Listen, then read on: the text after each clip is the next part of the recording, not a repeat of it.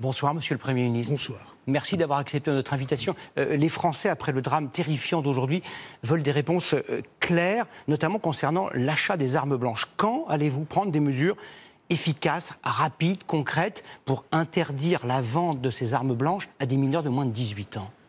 Quand allons-nous l'interdire? Tout de suite. Tout de suite. Tout de suite. Au mois de mars, on a eu des premiers drames comme ça. C'est 7 ou 8 drames qui s'enchaînent. On a eu le jeune Elias, on a eu la jeune fille Lorraine, on en a eu 7 ou 8, Benoît, etc. 7 ou 8 drames de cet ordre. C'est-à-dire des mineurs qui assassinent leurs camarades de classe. Camarades, compagnons, rivaux dans une bande à l'arme blanche. Et on a l'impression, on n'a pas seulement l'impression, on a la certitude qu'on est devant une épidémie. Alors il y a 2 choses à regarder. La première, c'est les armes.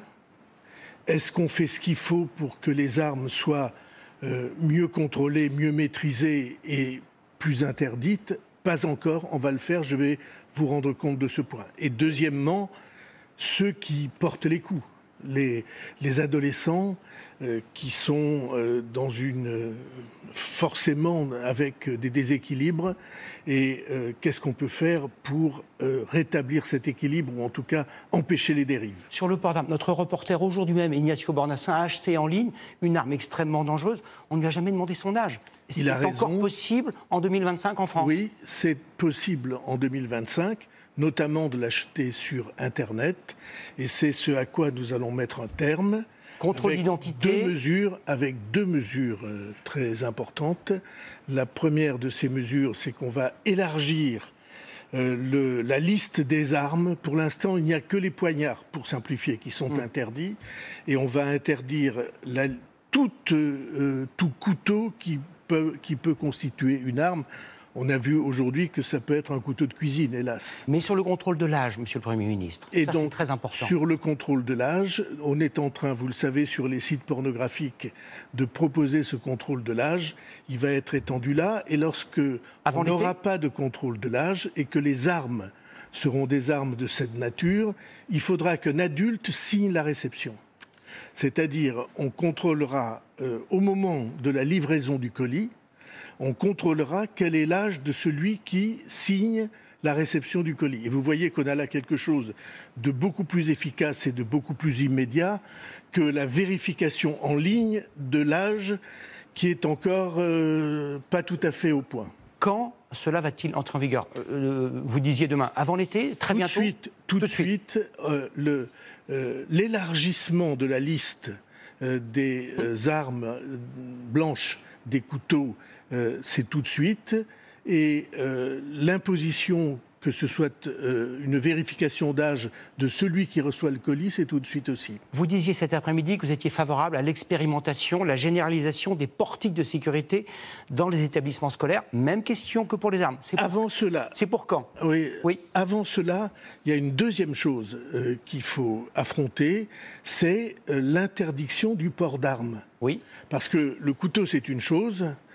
Mais le port d'armes, celui qui détient un couteau dans son sac ou sur lui, ça doit être strictement interdit et ça doit être contrôlé.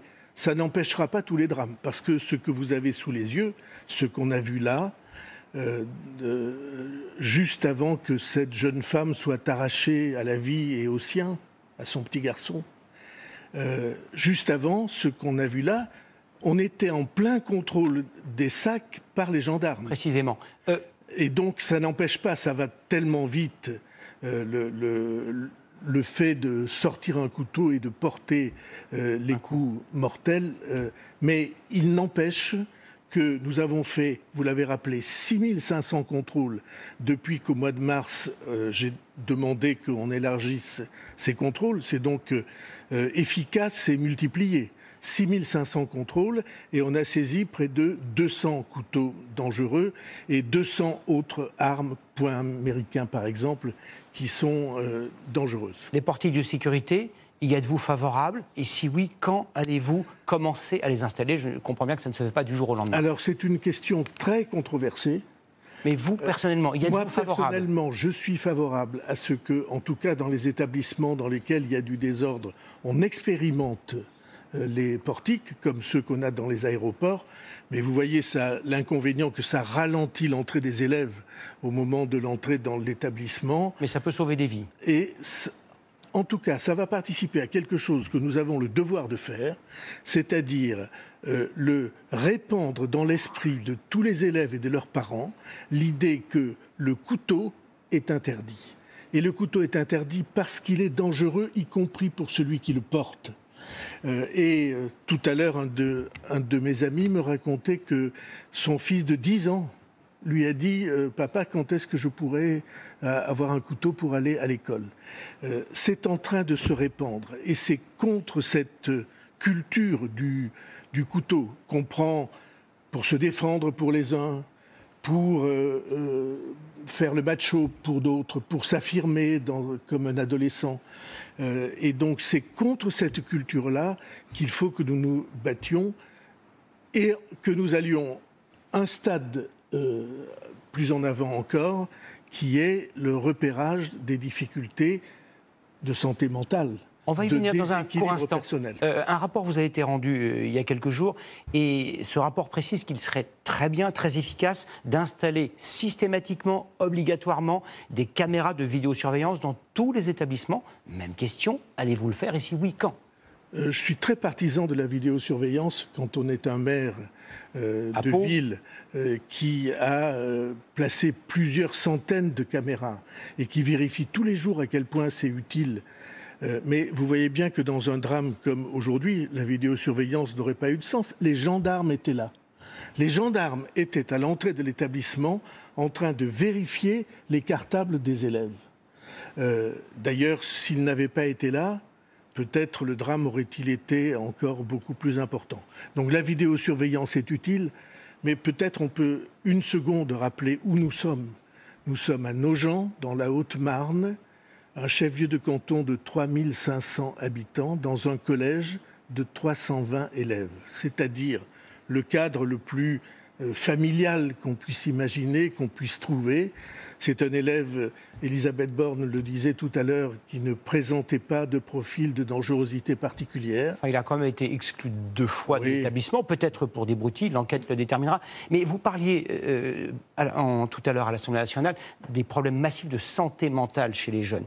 Pardon de cette question extrêmement terre-à-terre, ne faudrait-il pas embaucher bien davantage d'infirmières scolaires? Il y en a aujourd'hui entre 1 pour 1000 élèves ou 1 pour 1500 élèves. Les infirmières, ou infirmiers d'ailleurs, les psychologues, les psychiatres, on manque cruellement de tout ça. Et donc, allez-vous faire en sorte qu'ils soient embauchés? Il y a une chose qui est prioritaire par rapport même à ce que nous pouvons proposer comme parcours d'analyse et de traitement. Il y a une chose, c'est que toute la communauté scolaire, tous les professeurs, tous les surveillants, tous les parents si possible, commencent à acquérir la connaissance des signes qui permettent de penser qu'un adolescent ne va pas bien.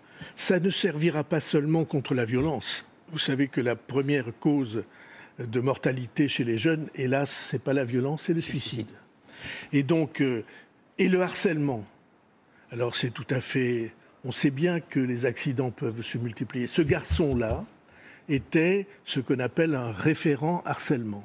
On a une politique de lutte contre le harcèlement scolaire et dans chaque école, dans chaque collège, il y a des jeunes garçons ou filles qui sont repérés parce qu'ils sont de bons conseils et on les appelle des référents harcèlement. Il était référent harcèlement. Et donc, repérer les signes qui permettent de penser qu'une personnalité est en danger et fragile, c'est la première chose à faire nécessaire. Et nous allons avoir une politique de formation de tous ceux qui sont dans la communauté éducative pour qu'on fasse attention à un élève qui se renferme sur lui-même, qui ne parle plus à ses proches, qui a des attitudes. Et là, on proposera une étude psychologique. Merci, Monsieur le Premier ministre, d'avoir répondu à nos questions et à celles de nos téléspectateurs.